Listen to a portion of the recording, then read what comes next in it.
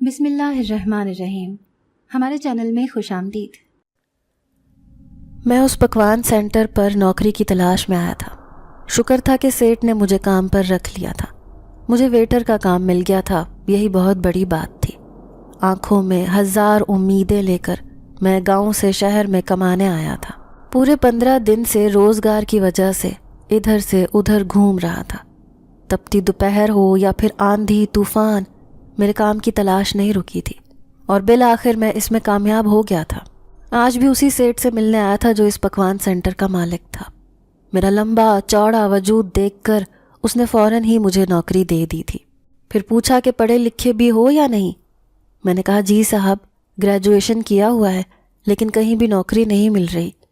یہ سن کر وہ ہنسا، کہنے لگا نوکری ملے گی بھی نہیں۔ کراچی جیسے شہر میں نوکری اسے ملتی ہے جس کی سفارش ہو۔ میں نے سیٹھ کی بات پر سر ہلا دیا تھا۔ پھر خوش واپس اپنے کزن کے پاس آ گیا۔ وہ کسی فیکٹری میں کام کرتا تھا، اسی کے ساتھ میں ایک کمرے میں رہ رہا تھا۔ شکر تھا کہ کرائے کا مسئلہ نہیں تھا۔ 4 پیسے لے کر گاؤں سے شہر آیا تھا، وہ کب کے ختم ہو گئے تھے۔ کبھی کبھار بھوکا سو جاتا، کزن کھانے کا پوچھتا تو میں انکار کر دیتا۔ اب شرم آتی تھی کہ اس کے پیسوں سے کھانا کھاؤں۔ جیب میں پھوٹی کوڑی بھی نہ تھی، لیکن اب تھوڑا آسرا ہو گیا تھا۔ کئی دن تک میں بھوکا بھی رہا تھا، لیکن اب پکوان سینٹر پر نوکری لگ گئی تھی تو امید تو یہ تھی کہ پیٹ بھر کر کھانا تو مل ہی جائے گا۔ چلو زیادہ نہ سہی، بچا کھچا ہی کھا لیا کروں گا۔ کھانے کے پیسے بچا کر وہ پیسے بھی اماں ابا کو گاؤں بھیج دوں گا۔ اگلی صبح میں پکوان سینٹر جا پہنچا، لیکن پہلے ہی دن میرے ساتھ اتنا عجیب واقعہ پیش آ جائے گا یہ تو میں نے سوچا ہی نہ تھا۔ میرے ہوش اڑ گئے تھے، کہیں اتنی بڑی بات کا الزام میرے اوپر نہ آ جائے۔ یہی سوچ کر میں بری طرح سے گھبرا گیا تھا۔ جب سامنے سے آتے سیٹھ کو میں نے دیکھا، اس کی آنکھوں میں غصے کی کیفیت تھی۔ اس سے پہلے کہ وہ مجھ سے کوئی سوال کرتا، اچانک ہی اس کی نظر میرے پیچھے کھڑے وجود پر پڑی اور وہ وہیں ٹھہر گیا۔ میرا نام افتخار ہے۔ میرا تعلق ایک انتہائی غریب گھرانے سے تھا۔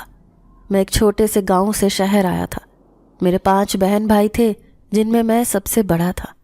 ابا کھیتوں میں کام کرتے تھے، لیکن اب ان کے اندر اتنی ہمت نہ تھی کہ اتنا بڑا کنبہ پال سکتے۔ میں جوان ہو گیا تھا تو وہ بھی بڑھاپے کی دہلیز پر قدم رکھ چکے تھے۔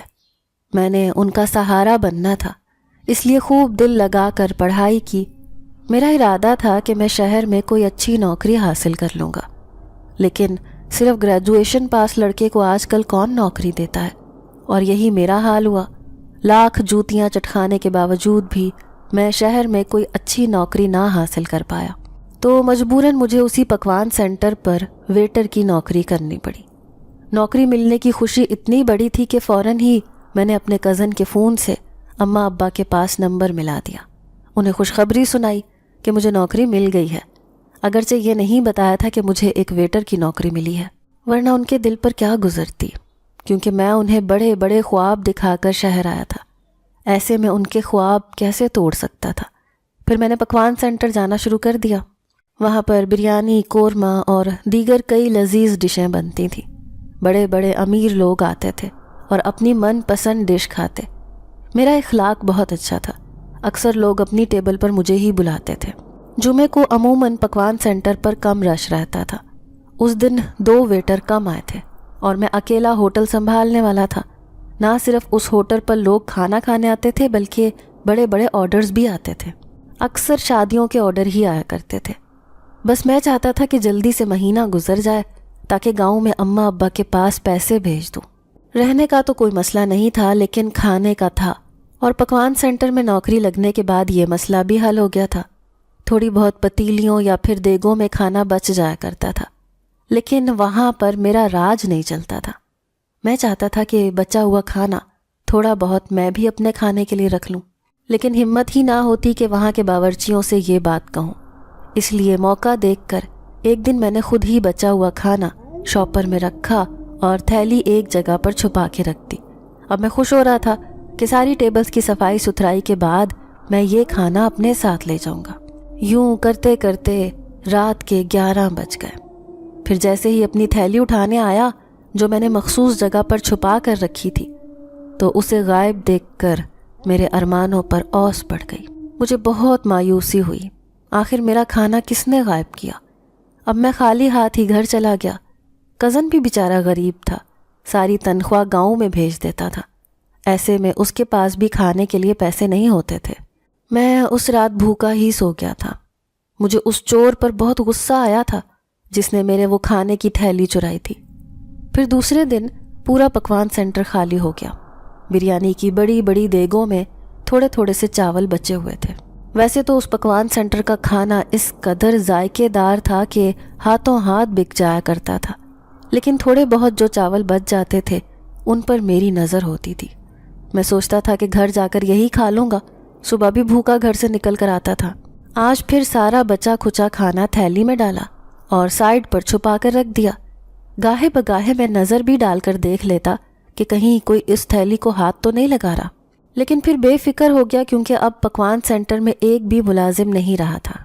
پھر جیسے ہی کام ختم کر کے میں کھانا اٹھانے آیا تو حیران رہ گیا، کھانا آج پھر غائب تھا۔ اب تو مجھے بہت غصہ آیا، لیکن کسی سے کچھ پوچھ بھی نہیں سکتا تھا کیونکہ یہ کھانا بچا کھچا سا تھا اور ہمیشہ ویسے سب سے چھپ کر ہی یہ کھانا تھیلی میں ڈالتا تھا کہ کہیں کوئی مجھے ایسا کرتے ہوئے دیکھ نہ لے۔ لیکن مجھ پر شدید مایوسی طاری ہو گئی جب میں نے کھانے کو غائب دیکھا۔ نہ جانے کون ہے جو مجھ پر نظر رکھتا ہے۔ مجھے غصہ بھی شدید آیا۔ پھر لگاتار 3-4 دن تک میرے ساتھ ایسے ہی ہوتا رہا۔ میں نے وہ کھانا تھیلی میں رکھنا ہی چھوڑ دیا۔ ویسے بھی اب پکوان سینٹر کے مالک نے ڈیلیوری کا کام بھی شروع کر دیا تھا۔ کافی ڈیلیوری بوائز آتے تھے جو یہاں سے پارسل بنوا کر مختلف گھروں میں ڈیلیور کرتے تھے۔ اب یہ میری ہی ذمہ داری تھی کہ جو بھی رائڈر آتا اسے میں ایک پارسل تیار کر کے دیتا تھا۔ ایسے میں آج بھی 15 پارسل کا آرڈر آیا تھا۔ میں نے وہ سارے تیار کر کے رکھ دیے۔ رات کے 12 بجنے والے تھے۔ ایسے میں اب میں بھی تھکن سے چور ہو گیا تھا۔ پارسل ٹیبل پر رکھے اور آنکھیں بند کر لی، لیکن جیسے ہی تھوڑی دیر کے بعد آنکھیں کھول کر دیکھا تو میرے پیروں تلے سے زمین نکل گئی کیونکہ وہ سارے پارسل غائب تھے۔ اتنا بڑا آرڈر تھا اور اتنا نقصان ہو گیا۔ کس نے چوری کی؟ کون آیا تھا یہاں؟ مجھے کچھ خبر نہ ہوئی، حالانکہ آنے والے کی آہٹ بھی محسوس نہ ہوئی۔ کون ہے یہ چور جو اس طرح سے چوری کرتا ہے کہ پتہ بھی نہیں چلتا؟ اب میرے ہاتھ پاؤں بری طرح سے پھول گئے اور میں دوڑا دوڑا دیکھ کے پاس گیا جہاں پر آدھی بریانی ابھی بھی باقی تھی۔ جلدی جلدی 15 پارسل اور تیار کر کے رکھے۔ مالک کی نظر میں اگر یہ بات آ جاتی تو میری نوکری چلی جاتی۔ مجھے شدید غصہ آیا کہ کون ہے جو میرا دشمن بن گیا ہے، لیکن مجھے ابھی تک اس بات کی سمجھ نہیں آ رہی تھی۔ کیا کروں؟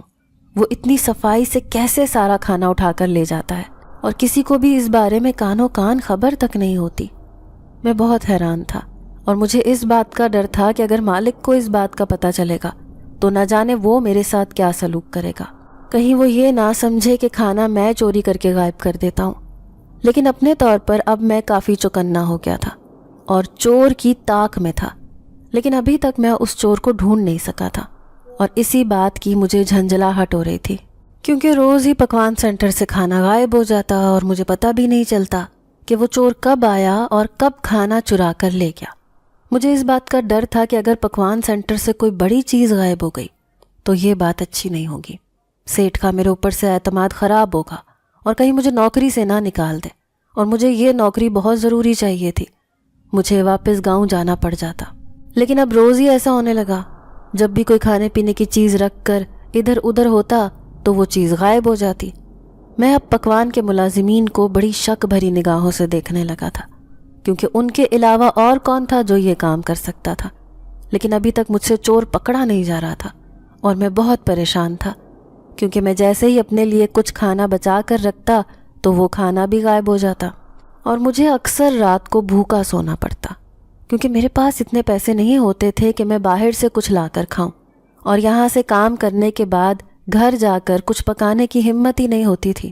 جب یہ کام روزانہ کی بنیاد پر ہونے لگا تو میں نے سوچا کہ سیٹ سے یہاں پر کیمرے لگوا دیتا ہوں تاکہ جو کوئی بھی چور ہے وہ نظر میں آ جائے، لیکن پھر اپنے ہی خیال کو خود ہی جھٹک دیا۔ سیٹ اگر کیمرے لگوا دیتا ادھر تو پھر وہ جو میں تھوڑا بہت کھانا یہاں سے کھا لیتا تھا وہ بھی نہ کھایا جاتا۔ حالانکہ سیٹ نے کبھی اس طرح ہمارے اوپر پابندی نہیں لگائی تھی، لیکن پھر بھی مجھے خود شرم آتی تھی اور میں خود ہی اپنا ہاتھ روک لیتا تھا، لیکن اب اس نادیدہ چور کی وجہ سے مجھے بڑی مشکل کا سامنا تھا۔ مجھ سے نہ تو یہاں پر کچھ کھایا جا رہا تھا، نہ ہی گھر لے کر جایا جا رہا تھا۔ مجھے یہاں پر کام کرتے ہوئے اب 1 مہینہ ہو گیا تھا۔ جو ہی پہلی تنخواہ ہاتھ میں آئی، میں نے خوشی خوشی اماں کو پیسے بھیج دیے۔ اس میں سے کچھ پیسے صرف اپنی انتہائی ضرورت کے لیے اپنے پاس رکھ لیے۔ اماں کا فون آیا تھا، وہ کہہ رہی تھی کہ ان پیسوں سے انہوں نے راشن ڈلوا لیا ہے اور باقی جو روزمرہ کے اخراجات ہیں وہ بہن سلائی کر کے اور کڑھائی کر کے پورا کرتی ہے۔ میرا دل کٹ کے رہ گیا۔ نہ جانے انہوں نے کیا کیا سوچا تھا کہ میں پڑھ لکھ کر کیا کچھ کروں گا، لیکن یہاں پر تو روز کی روٹی پوری کرنا ہی مشکل ہو رہی تھی۔ اس لیے میں بڑی مایوسی کی حالت میں پکوان سینٹر پر بیٹھا ہوا تھا۔ سوچ رہا تھا کہ آخر اپنے حالات کس طرح بہتر کروں، کیونکہ مجھے تو اس طرح کے حالات میں وہ ٹھیک ہوتے نظر نہیں آ رہے تھے، اور اس سے بہتر نوکری مجھے کبھی بھی نہیں مل سکتی تھی۔ میں مایوس ہو کر پکوان سینٹر پہ بیٹھا ہوا تھا، اداسی سے سوچ رہا تھا کہ اب کیا کروں۔ اسی اثنا میں مجھے آہٹ سی محسوس ہوئی۔ میں ایک دم چوکنا ہو گیا اور میرا دھیان فوراً کھانے کی طرف گیا۔ میں نے اپنے لیے کھانا ایک تھیلی میں نکال کے چھپا کے رکھا ہوا تھا۔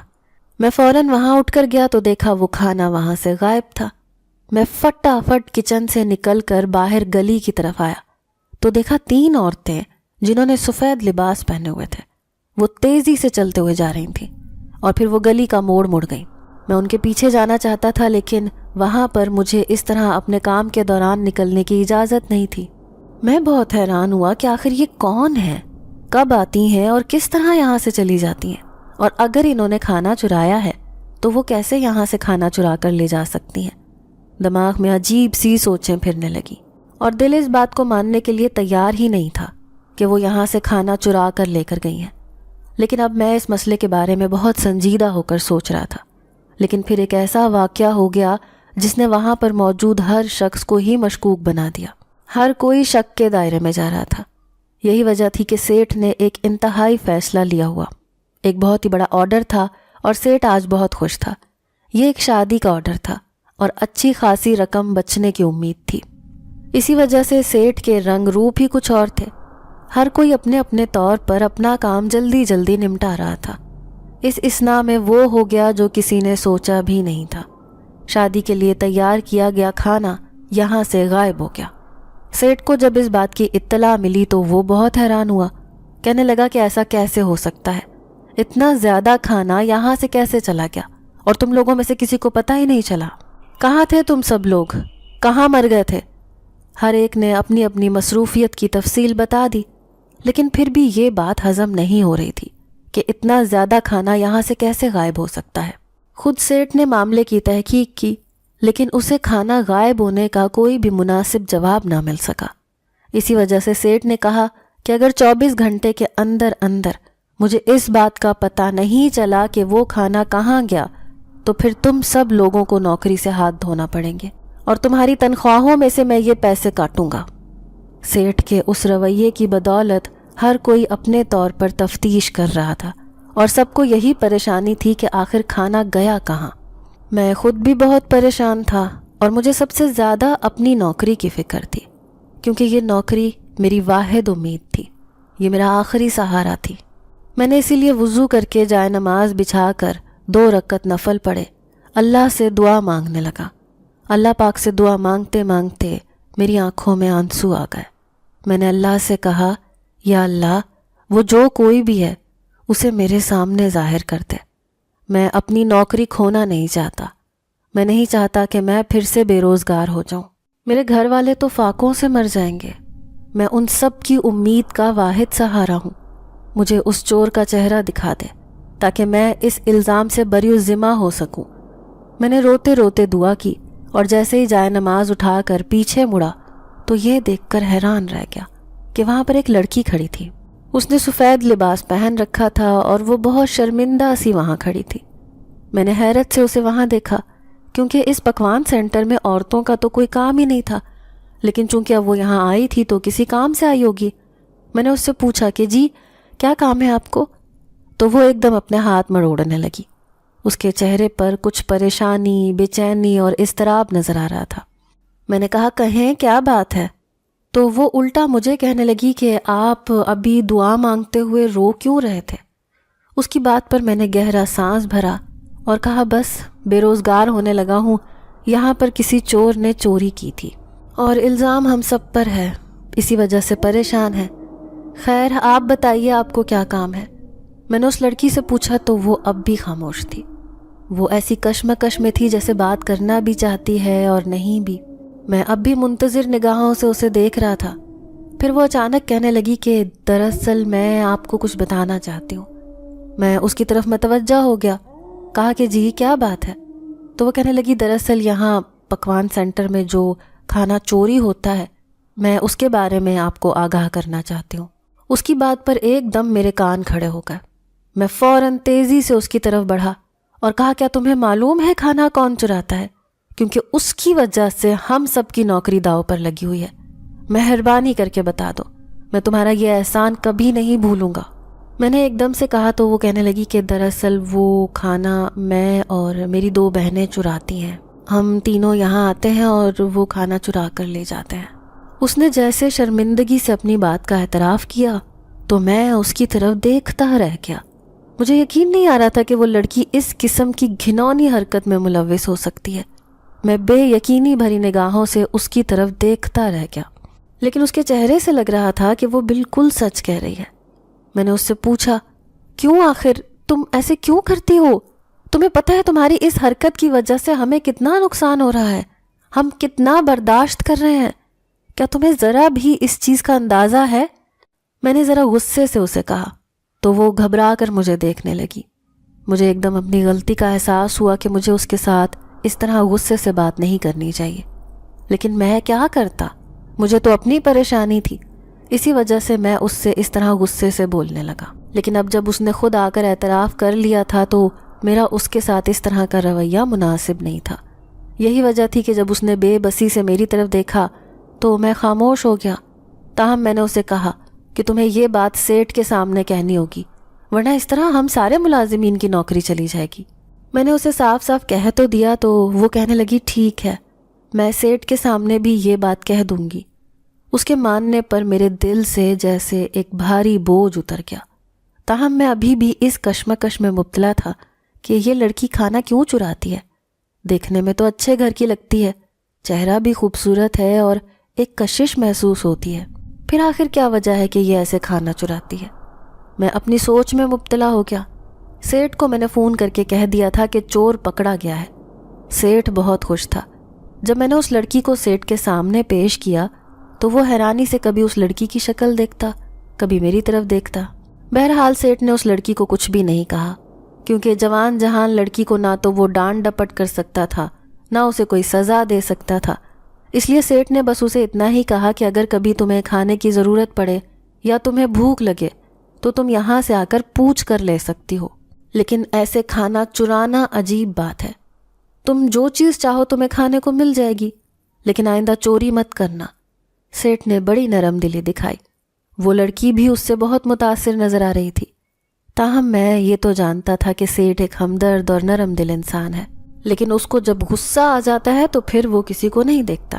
مجھے اس لڑکی کے لیے برا لگ رہا تھا، کیونکہ جس طرح وہ بے بس لگ رہی تھی مجھے کچھ اچھا نہیں لگ رہا تھا، اور میں منتظر تھا کہ کب وہ مجھے ملے اور میں اس سے پوچھوں کہ اسے ایسی کیا مجبوری ہے کہ وہ یوں کھانا چرانے آ جاتی ہے۔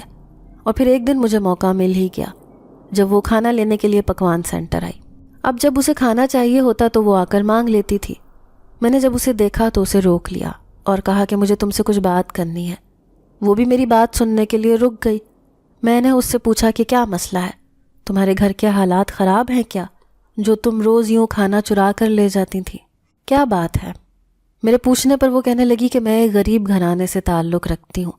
ہم 5 بہنیں ہیں، جن میں سے 3 تو ہم اکثر یہاں پر کھانا چرانے کے لیے آتی ہیں، جبکہ باقی 2 چھوٹی ہیں، وہ گھر پر ہی ہوتی ہیں۔ اماں بیمار ہیں، ابا مزدوری کرتے ہیں، جس کی بدولت ہمارے گھر کا گزارا کرنا مشکل ہے۔ ہم تو اکثر پانی میں مرچیں گھول کر روٹی کے ساتھ کھا لیتے ہیں، کبھی ہمارے گھر میں سالن نہیں بنتا، لیکن میرا دل چاہتا ہے کہ میں اچھے کھانے کھاؤں۔ میں اچھے کھانے کو ترس گئی تھی۔ یہی وجہ تھی کہ ایک دن جب اس پکوان سینٹر کے باہر سے میں اور میری دونوں بہنیں گزریں تو ہمارا بہت دل للچایا۔ یہاں سے بڑی اچھی خوشبو آ رہی تھی جو ہماری بھوک میں اضافہ کر رہی تھی۔ ہماری نیت خراب ہو گئی اور ہم نے سوچا کہ ہم یہاں سے کھانا مانگ لیتے ہیں، لیکن جیسے ہی یہاں سے کھانا مانگا، یہاں پر کوئی بڑا بد دماغ سا انسان کھڑا تھا۔ اس نے صاف صاف انکار کر دیا، کہنے لگا یہ کوئی لنگر کھانا ہے جو تمہیں کھانا دے دوں؟ یہ پکوان سینٹر ہے، لوگ یہاں سے پیسوں کا کھانا خریدتے ہیں، اگر تمہیں کھانا چاہیے تو پیسے دو اور کھانا لے جاؤ۔ اس شخص کی بد دماغی اور بدتمیزی کی وجہ سے ہم تینوں بہنیں بہت زیادہ دل برداشتہ ہوئیں، لیکن پھر اگلے دن بھی جب ہم دوبارہ یہاں سے گزرے تو اسی طرح خوشبو نے ہمارے حواس معطل کر دیے، اور پھر بھوک ہر چیز پر حاوی ہو گئی، اور ہم تینوں بہنیں خاموشی سے پکوان سینٹر میں داخل ہو گئیں اور کھانا چھرا کر بھاگ گئیں۔ اب روز ہی ایسا ہوتا، ہم خاموشی سے پکوان سینٹر میں داخل ہوتے اور کھانا چرا لیتے۔ ہم خاص طور پر یہاں اس وقت آتے ہیں جب رش کم ہوتا ہے اور اکا دکا لوگ ہی ہوتے، اس طرح کھانا چرانا آسان ہوتا۔ اس لڑکی نے بڑے دکھی لہجے میں اپنی کہانی سنائی تو میں خود بھی آپ دیدہ ہو گیا، کیونکہ میں جانتا تھا کہ جس طرح کے حالات سے وہ گزر رہی ہے ویسے حالات سے کبھی میں بھی گزر چکا ہوں۔ میرے گھر میں ابھی بہت مشکلات چل رہی تھیں، اور اگر وہ لڑکی بھوک کی خاطر یہ سب کر رہی تھی تو اس میں کوئی حرج نہیں۔ میرا دل دکھ سے بھر گیا تھا، تاہم میں نے اسے کہا کہ تم مجھے اپنے گھر کا پتہ دے دو، جب بھی یہاں سے کھانا بچا کرے گا میں شاپر میں ڈال کر دے جایا کروں گا۔ اس نے مجھے اپنے گھر کا پتہ سمجھا دیا اور میں مطمئن سا ہو گیا۔ میں نہیں چاہتا تھا کہ وہ لڑکی اس طرح پکوان سینٹر میں آئے، کیونکہ یہاں کے لڑکوں کو میں نے اسے غلط طریقے سے دیکھتے ہوئے دیکھا ہے۔ پھر وہ اشارے بھی کرتے جبکہ وہ لڑکی انہیں نظر انداز کر دیتی، لیکن اگر وہ اسی طرح یہاں پر آتی رہی تو کوئی نہ کوئی لڑکا کہیں اس کا کوئی غلط فائدہ نہ اٹھا لے۔ اسی سوچ کی بدولت میں نے اسے یہاں آنے سے منع کر دیا اور صاف صاف کہا کہ میں کھانا خود گھر پہنچا دیا کروں گا۔ اب ایسا ہی ہونے لگا۔ میں نے سیٹھ سے بات کر لی تھی، سیٹھ کو میں نے بتا دیا تھا کہ جو کھانا بچے گا اس میں سے کچھ کھانا میں اس لڑکی کے گھر دے دیا کروں گا۔ سیٹھ نے بھی مجھے اس بات کی اجازت دے دی، کیونکہ وہ خود بھی اس لڑکی کے حالات کا گواہ تھا، اس وجہ سے اسے اس بات میں کوئی حرج محسوس نہیں ہوا۔ اب جب بھی کھانا بچ جاتا میں شاپروں میں ڈال کر اس لڑکی کے گھر پہنچا دیتا۔ وہ، اس کی بہنیں اور اماں ابا مجھے بہت دعائیں دیتے، کیونکہ ابا بھی آج کل دہاڑی نہ ملنے کی وجہ سے زیادہ تر گھر پر ہی رہتے تھے، جس کی بدولت گھر پر تقریباً فاقے ہی چل رہے تھے۔ میں اس کے گھر کے حالات دیکھ کر بہت دکھی ہوتا۔ پھر ایک دن میں نے اس سے کہا کہ اگر تم چاہو تو میں کوشش کرتا ہوں تمہارے لیے کوئی نوکری کا بندوبست کرتا ہوں۔ میری بات سن کر وہ کہنے لگی کہ تم ایک بہت ہمدرد اور نیک شخص ہو، آج تک تم نے کبھی مجھے غلط نظروں سے نہیں دیکھا، تم میری تکلیف کو اپنی تکلیف سمجھتے ہو، تم نے کبھی میرا غلط فائدہ اٹھانے کی کوشش نہیں کی، لیکن میں یہ نوکری نہیں کر سکتی۔ اس نے صاف انکار کرتے ہوئے کہا تو میں نے سوالیہ نظروں سے اس کی طرف دیکھا۔ وہ کہنے لگی دراصل مجھے نوکری کرنے کی ضرورت نہیں ہے۔ اس کے کہنے پر میں پورے کا پورا اس کی طرف گھوم گیا۔ کہنے لگا کہ تمہیں اپنے گھر کے حالات کا اچھی طرح سے علم ہے، پھر تم کیسے یہ بات کہہ سکتی ہو؟ میری بات سن کر وہ کہنے لگی کہ میں تمہیں سچ کہہ رہی ہوں، مجھے نوکری کرنے کی کوئی ضرورت نہیں ہے، تم میرے بارے میں کچھ نہیں جانتے۔ میں ایک جن زادی ہوں اور جنات کے خاندان سے میرا تعلق ہے، میرا نام مہجبین ہے۔ اس لڑکی کی ساری باتیں مجھے بہت عجیب لگ رہی تھیں اور مجھے اس کی بات پر یقین نہیں آ رہا تھا، لیکن شاید وہ سچ کہہ رہی تھی، کیونکہ جس طرح وہ پراسرار اور عجیب سی لگتی تھی مجھے یقین تھا کہ اس کے اندر کوئی نہ کوئی ایسی خاصیت ضرور موجود ہے۔ یہی وجہ تھی کہ میں نے اس کی آنکھوں میں دیکھنے سے گریز کیا۔ مجھے اب اس سے خوف سا محسوس ہو رہا تھا، تاہم وہ کہنے لگی کہ میں تمہاری دل سے قدر کرتی ہوں، تم نے جس طرح میری مدد کی، جس طرح روز میرے گھر پر کھانا پہنچایا، ایسے تو کوئی بھی نہیں کرتا۔ تمہارے جیسا حساس اور درد مند دل بہت کم لوگوں میں ہوتا ہے، یقیناً تم کسی اچھی ماں کے بیٹے ہو۔ اس لڑکی نے جس نے اپنا نام مہجبین بتایا تھا، اس نے مجھے کہا تو میں بے بسی سے ہنس دیا۔ اسے کہا کہ دراصل میں خود انہی حالات سے گزرا ہوں، بلکہ ابھی بھی میرے گھر میں بہت مشکل حالات چل رہے ہیں، لیکن میں پھر بھی اس بات پر یقین رکھتا ہوں کہ وقت اور صبر کے ساتھ سارے حالات بدل جاتے ہیں۔ میں نے آہستہ آواز میں اس لڑکی سے کہا تو وہ کہنے لگی کہ بالکل، تم نے ٹھیک کہا۔ پھر کچھ دیر ادھر ادھر کی باتوں کے بعد وہ وہاں سے چلی گئی۔ اس کے جانے کے بعد میں یہ سوچ سوچ کر حیران اور خوفزدہ ہو رہا تھا کہ وہ لڑکی ایک جن زادی تھی۔ مجھے یقین ہی نہیں آ رہا تھا کہ میں اس کے ساتھ بات کر رہا تھا اور ابھی تک اس کی مدد کرتا آیا تھا۔ تاہم میں نے اپنے آپ کو بہت مطمئن کیا اور پھر اپنے کام میں لگ کر مصروف ہو گیا، لیکن گاہے بگاہے مجھے اس کا خیال آتا رہا۔ اگلے دن جب پکوان سینٹر کا کھانا بچ گیا تو میں نے اسے ایک شاپر میں ڈالا اور غیر ارادی طور پر اس لڑکی کے گھر کی طرف چل پڑا۔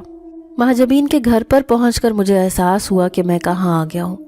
میں یہاں سے واپس مڑ جانا چاہتا تھا، لیکن پھر سوچا کہ نہ جانے وہ لوگ بھوکے ہی نہ بیٹھے ہوں۔ یہی سوچ کر میں نے اس کے گھر کا دروازہ کھٹکھٹایا۔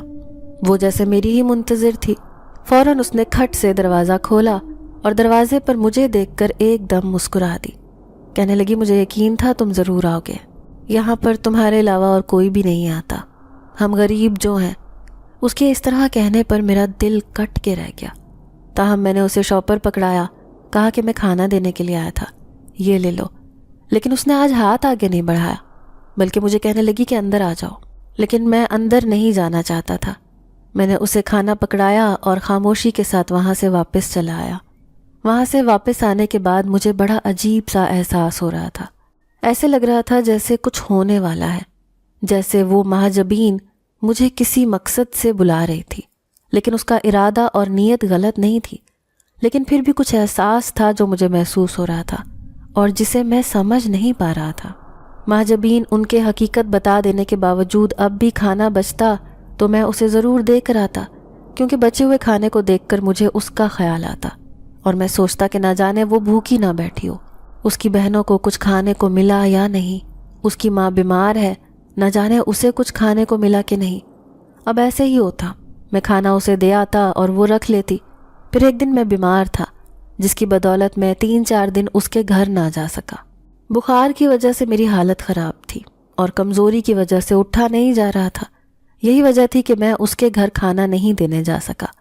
تاہم مجھے اس کی فکر تو تھی کہ نہ جانے اتنے دن انہوں نے کیا کیا ہوگا۔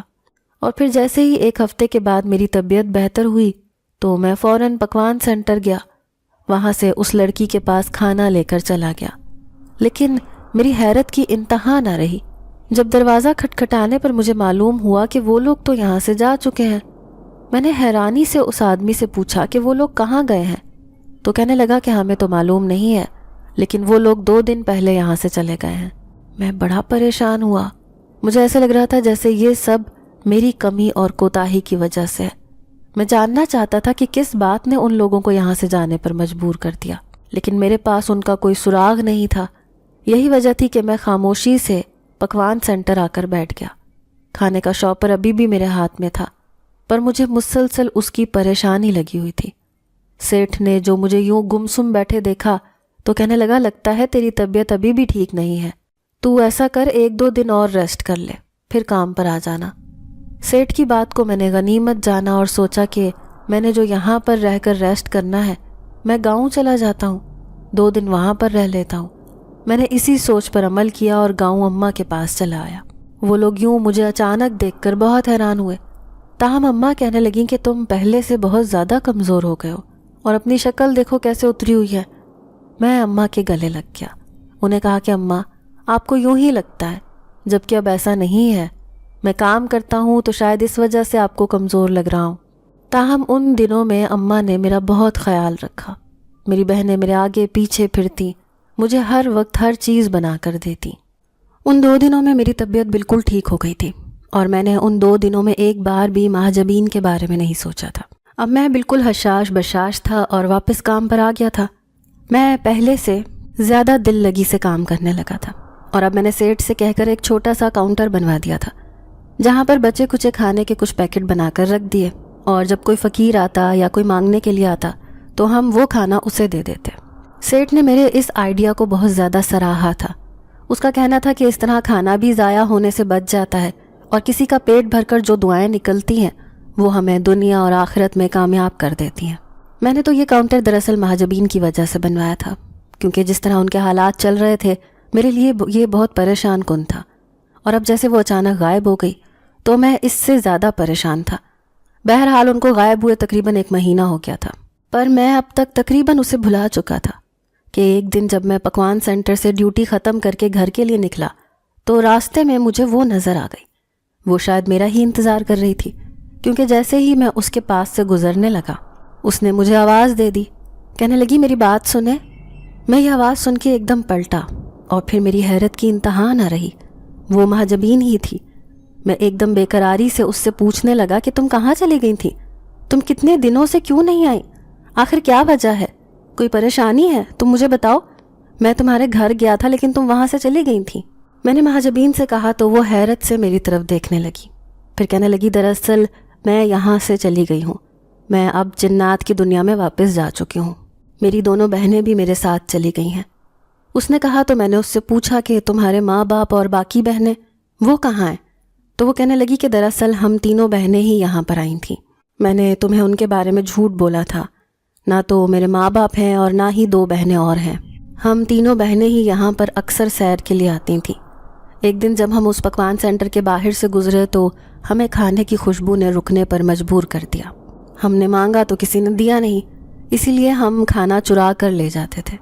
مہاجبین نے ندامت سے کہا تو میں نے اسے کہا کہ کوئی بات نہیں، تم نے غلطی کی، مان بھی لی، لیکن آئندہ ایسا مت کرنا۔ مجھے پریشانی ہو رہی تھی کہ آخر تم کہاں چلی گئی، تمہارے ماں باپ کہیں زیادہ بیمار نہ ہو، تمہارے گھر میں فاقے چل رہے تھے، لیکن اب یہ جان کر میں مطمئن ہو گیا ہوں کہ تم اپنے گھر واپس چلی گئی ہو۔ میں نے اسے کہا اور پھر قدم آگے بڑھا دیے تو وہ میرے ساتھ ساتھ چلنے لگی۔ میں نے حیرانی سے اس کی طرف دیکھا، کہا کہ میرے ساتھ کیوں چل رہی ہو؟ میں اپنے گھر جا رہا ہوں، تم واپس جاؤ۔ جب وہ کہنے لگی کہ دراصل میں تم سے کچھ اور بھی کہنا چاہتی ہوں، اس نے کہا تو میں نے اپنی رفتار تھوڑی سست کر دی۔ وہ کچھ دیر خاموش رہی اور میں منتظر نگاہوں سے اس کی طرف دیکھتا رہا۔ وہ کہنے لگی کہ دراصل میں تم سے محبت کرنے لگی ہوں، جس طرح تم ہمدردی رکھتے ہو، تمہارا دل درد مند ہے، تم ایک نیک انسان ہو، میں نے آج تک ایسا انسان نہیں دیکھا۔ تم خود بھوکے رہتے تھے لیکن ہمارے گھر کھانا پہنچا کر جاتے تھے، تمہیں خود اکثر کھانا نہیں ملتا تھا لیکن تمہیں ہماری فکر رہتی تھی۔ اور پھر جس طرح تم نے اپنے سیٹ کے آگے غریبوں کے لیے اس کاؤنٹر کا آئیڈیا دیا، میں بہت خوش ہوں۔ اس کاؤنٹر کی وجہ سے کتنے گھر اپنا پیٹ بھر کر کھانا کھاتے ہیں، کتنے گھروں کو کھانا وہاں سے ملتا ہے۔ کیا تم نے کبھی یہ بات سوچی ہے؟ اسی لیے میں نے آج تک تمہارے جیسا انسان نہیں دیکھا اور میرے دل میں تمہاری محبت پیدا ہو گئی ہے۔ کیا تم مجھ سے شادی کرو گے؟ اس جنزادی مہاجبین کی یہ بات سن کر میں حیرت سے اسے دیکھتا رہ گیا۔ میں تو سوچ بھی نہیں سکتا تھا کہ وہ میرے ساتھ ایسی کوئی بات کرے گی۔ تاہم میں نے اسے کچھ بھی نہیں کہا اور اسے وہیں چھوڑ کر گھر کی طرف چل دیا۔ لیکن اس کے بعد میرے دل کی حالت بہت عجیب ہو گئی، سمجھ نہیں آ رہی تھی کہ میں مہاجبین کی محبت کا کیا جواب دوں، کیونکہ میرا دل بھی اس کی طرف لپکتا تھا، لیکن میں جانتا تھا کہ یہ سب بہت مشکل ہوگا۔ میرے حالات ابھی اس قدر خراب ہیں کہ میں اپنی شادی نہیں کر سکتا، اور پھر گھر پر جوان بہنیں ہیں، اور اس کے علاوہ میں خود ابھی اس پوزیشن میں نہیں ہوں۔ حالانکہ مہاجبین ایک جن زادی تھی، پھر بھی مجھے اس سے محبت تھی، لیکن میں اس سے شادی نہیں کر سکتا تھا۔ یہی وجہ تھی تو میں اپنے کمرے میں آ کر دل گرفتہ سا ہو کر بیٹھ گیا۔ میں مہاجبین کو بھلا بھی نہیں سکتا تھا، وہ اتنی خوبصورت موہنی صورت والی تھی، اس کی شکل میری آنکھوں میں چھپ چکی تھی۔ میں ساری رات مہاجبین کے بارے میں سوچتا رہا، مہاجبین کے بارے میں سوچ کر میں پریشان تھا۔ مجھے سمجھ نہیں آ رہی تھی کہ اس کی محبت کا جواب محبت سے دوں یا پھر میں اسے انکار کر دوں۔ اسی کشمکش میں ایک ہفتہ گزر گیا اور مہاجبین مجھے دوبارہ نظر نہیں آئی۔ پھر ایک دن وہ اچانک دوبارہ مجھے دکھائی دی۔ وہ راستے میں کھڑی میرا انتظار کر رہی تھی۔ میں پہلے تو اسے نظر انداز کر کے گزر جانا چاہتا تھا، لیکن پھر میں ایسا نہیں کر سکا۔ میں اس کے پاس جا کر کھڑا ہو گیا، اسے کہا مہاجبین، میں جانتا ہوں کہ تم مجھ سے محبت کرتی ہو، اور سچ پوچھو تو میں خود بھی تم سے محبت کرتا ہوں، لیکن یہ ممکن نہیں ہے، ہم ایک نہیں ہو سکتے۔ تم جانتی ہو میری جو ذمہ داریاں ہیں اور میرے گھر کے جو حالات ہیں، میں ابھی شادی کی ذمہ داریاں نہیں اٹھا سکتا۔ میں نے بڑے ملول انداز میں مہاجبین سے کہا تو اس کا چہرہ اتر سا گیا۔ کہنے لگی، میں جانتی ہوں کہ تم اپنے حالات کی چکی میں پس رہے ہو، لیکن میں پھر بھی تمہارا انتظار کروں گی، تمہاری مدد کروں گی، تمہیں کچھ بھی چاہیے ہو میں تمہاری مدد کروں گی۔ مہاجبین نے مجھے کہا تو میں نے ناسمجھی سے اس کی طرف دیکھا، لیکن کچھ پوچھا نہیں اور خاموشی سے واپس اٹھ کر آ گیا۔ اگلے دن جب میں کام پر گیا تو وہاں پر مجھے میرے نام کا ایک پیکٹ موصول ہوا۔ میں بہت حیران ہوا کہ یہ کس نے بھیجا ہے۔ جب میں نے اسے کھولا تو اس کے اندر اچھی خاصی رقم موجود تھی۔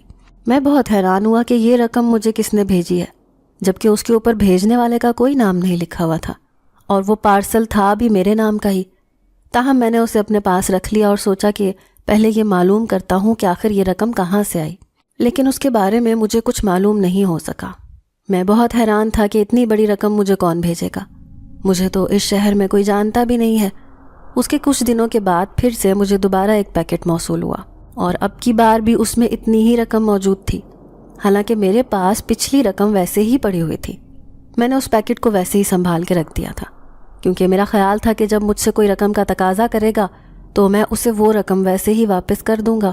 لیکن اب جب دوسری بار یہ رقم مجھے موصول ہوئی تو مجھے صحیح معنوں میں تشویش ہونے لگی، کیونکہ میں ایسے کسی بھی رقم نہیں لے سکتا تھا، اور مجھے سمجھ نہیں آ رہی تھی کہ میں یہ بات کس کے ساتھ کروں، کیونکہ میرا تو کوئی خاص دوست بھی نہیں تھا، اور جس کزن کے پاس میں آیا ہوا تھا میں اسے یہ بات بتانا نہیں چاہتا تھا۔ اگر میں اسے یہ بات بتا دیتا تو شاید وہ رقم کا تقاضا ہی کر لیتا، جبکہ میں نے اس رقم کو امانت کے طور پر سنبھالا ہوا تھا۔ یہ 2 پیکٹ ویسے کے ویسے ہی رکھے ہوئے تھے، اور مجھے اب بھیجنے والے کی تلاش تھی۔ ایک دن مجھے مہاجبین ملی۔ آج وہ کافی بدلی ہوئی لگ رہی تھی، اس کا چہرہ بہت کھلا ہوا تھا اور لباس بھی بہت عمدہ تھا۔ میں اسے دیکھ کر ایک دم کھل سا اٹھا، کہا کہ آج تو تم بہت اچھی لگ رہی ہو۔ تو وہ مسکرا دی، کہنے لگی ہاں، کیونکہ آج میں اپنے اصل حلیے میں ہوں۔ پہلے میں ہمیشہ فقیروں جیسا حلیہ بنا کے رکھتی ہوں، جبکہ آج میں اپنے شاہی حلیے میں ہوں، اس لیے تمہیں بدلی بدلی سی لگ رہی ہوں۔ مہاجبین کے لہجے میں ایک کھنک محسوس ہو رہی تھی جو اس کی خوشی کا پتہ دے رہی تھی۔ میں نے دل ہی دل میں اسے ماشاء اللہ کہا، اور پھر اس سے پوچھا کیا مطلب ہے اس بات کا؟ تم پہلے بھی اچھی لگتی ہو، لیکن آج تو کچھ زیادہ ہی اچھی لگ رہی ہو۔ جبکہ میری بات سن کر مہاجبین نے ایک چھوٹا سا قہقہہ لگایا، کہنے لگی دراصل میں جنات کے اعلیٰ خاندان سے تعلق رکھتی ہوں۔ میں نے تو تمہیں جب دیکھا تھا تو تم سے محبت کرنے لگی تھی، لیکن میں جاننا چاہتی تھی کہ جس کے ساتھ میں محبت کرتی ہوں وہ کیسا انسان ہے، اس لیے میں بھیس بدل کر تمہارے پاس آتی تھی تاکہ تم یہی سمجھو کہ میں کوئی غریب غربا ہوں۔ اور پھر جس طرح تم نے میری مدد کی اور جس طرح تم نے آخر تک میرا ساتھ نبھایا، اس چیز نے مجھے تمہارا گرویدہ کر دیا، اور میں اب تک اس بات پر حیران ہوں کہ کوئی شخص اتنے پیارے دل کا مالک کیسے ہو سکتا ہے۔ مہاجبین نے مجھے کہا تو میں حیرت سے اسے دیکھنے لگا، کہنے لگا کہ آخر تم چیز کیا ہو، ہر بار تمہارے پاس کوئی نئی کہانی ہوتی ہے۔ میں نے ہنستے ہوئے اسے کہا تو وہ کھلکھلا کر ہنس دی، کہنے لگی بس یہی کہانی آخری کہانی ہے اور یہی سچی ہے۔ اس نے کہا، اور پھر کچھ دیر کے بعد وہ پوچھنے لگی کہ تمہیں وہ رقم مل گئی تھی نا؟ اس کے پوچھنے پر میں ایک دم اچھل پڑا اور اس کی طرف مڑ کر کہا کہ وہ رقم تم نے بھیجی تھی؟ میرے حیرت سے پوچھنے پر اس نے کہا ہاں، جبکہ میں اسے دیکھتا رہ گیا اور کہا کہ آخر تم نے وہ رقم کیوں بھیجی؟ وہ کہنے لگی میں نے تمہارے حالات کی بہتری کے لیے وہ رقم بھیجی تھی، اور وہ رقم نہ تو تم پر کوئی احسان ہے نہ ہی کوئی امانت ہے، اس لیے تم اسے اپنے گھر کے خرچ کے لیے خرچ کرو، وہ میری طرف سے تمہارے لیے تحفہ ہے۔ مہاجبین نے اتنے دھونس بھرے انداز میں کہا کہ میں انکار کر ہی نہیں سکا، حالانکہ میں اس سے رقم نہیں لینا چاہتا تھا، لیکن وہ کہنے لگی کہ میں ایک جن زادی ہوں اور جنات اسی طرح ایک دوسرے کی مدد کرتے ہیں۔ جب مجھے تمہارے حالات کا علم ہوا تھا تو میں نے اسی لیے تمہاری مدد کرنے کی ٹھانی تھی، اور اب مجھے اس بات کی خوشی ہے کہ میں ایک اچھے انسان کی مدد کر رہی ہوں، جس کے دل میں نہ تو کوئی لالچ ہے نہ ہی کسی قسم کا کوئی حرص ہے۔ اس کی باتوں سے میں اندازہ کر چکا تھا کہ وہ یہ رقم مجھے کیوں دے رہی ہے۔ بہرحال میں نے اب اس رقم کو استعمال کرنا شروع کر دیا۔ میں نے اپنی اماں سے کہا کہ آپی کے لیے کوئی رشتہ دیکھو، اسی سال ہم آپی کی شادی کر دیں گے۔ اس سے پہلے میں نے اپنے گھر کو تھوڑا بہت بہتر طریقے سے تعمیر کروایا۔ میں ابھی بھی اسی پکوان سینٹر میں نوکری کر رہا تھا، لیکن مہاجبین کی بدولت میرے گھر کے حالات اب کافی بہتر ہو چکے تھے، اور اب میں اپنا کاروبار کرنے کا سوچ رہا تھا۔ میرا اپنا ارادہ بھی ایک ایسا ہی پکوان سینٹر بنانے کا تھا جہاں سے کبھی کوئی مہاجبین بھوکی نہ جائے، جہاں پر کبھی کسی مہاجبین کو کھانا چرانا نہ پڑے۔ ناظرین، اگر آپ کو آج کی یہ کہانی اچھی لگی ہو تو ویڈیو کو لائک ضرور کریں۔ اگر آپ کو ایسی دہشت ناک دل کو جکڑ دینے والی کہانیاں پسند ہیں تو ایسی ایک کہانی روزانہ سننے کے لیے ہمارے چینل کو سبسکرائب کریں۔ اجازت چاہتے ہیں، اللہ حافظ۔